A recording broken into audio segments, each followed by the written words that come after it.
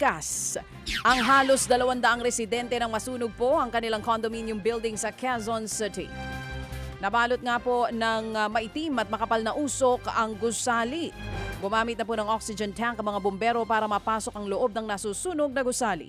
Kabilang po sa kanilang nasagip ang mga bata. Meron ding senior citizen na nahihirapang huminga. Tumagal din ito ng mahigit 3 oras bago po naideklarang fire out.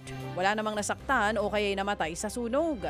Sa investigasyon po ng BFP o Bureau of Fire Protection, nagsimula ang sunog sa basurahan sa basement area ng gusali. Pansamantala munang nananatili sa isang auditorium ang mga nasunugan.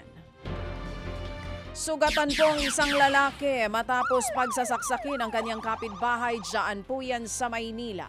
Sa video, kitang nakatambay lamang po ang biktima ng lapitan ng suspect at saksakin ito.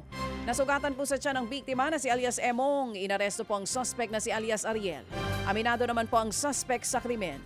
Nagawa niya raw ito dahil sa pagpasok ng biktima sa kanilang bahay nang walang pahintulot at pambabastos sa kanyang menor de edad na anak.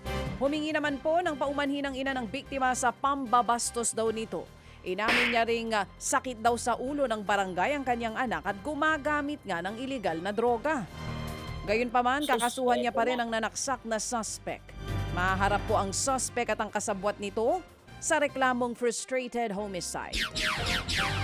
Tinangay ng riding in tandem ang nakaparadang motorsiklo sa isang security guard sa Quezon City. Kita po sa video kung paanong nilapitan ng kawatan ang nakaparadang motorsiklo sa tapat ng isang apartment. Maya-maya tinangay na nga nila ito. Laking panghihinayang ng biktima dahil kaka-fully paid lamang daw ng kanyang motorsiklo na nagkakahalaga po ng 100,000 piso. Tingin ng barangay mga profesional na magnanakaw ang riding in tandem at hindi rin residente ng Quezon City. Patuloy pa rin ang paghahanap ng otoridad at umaasa po ang may-ari ng motor na mababawi pa ito.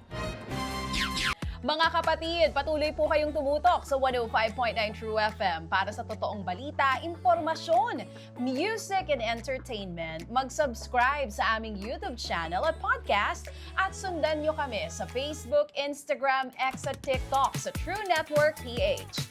Bisitahin din po ang aming official website, truefm.ph.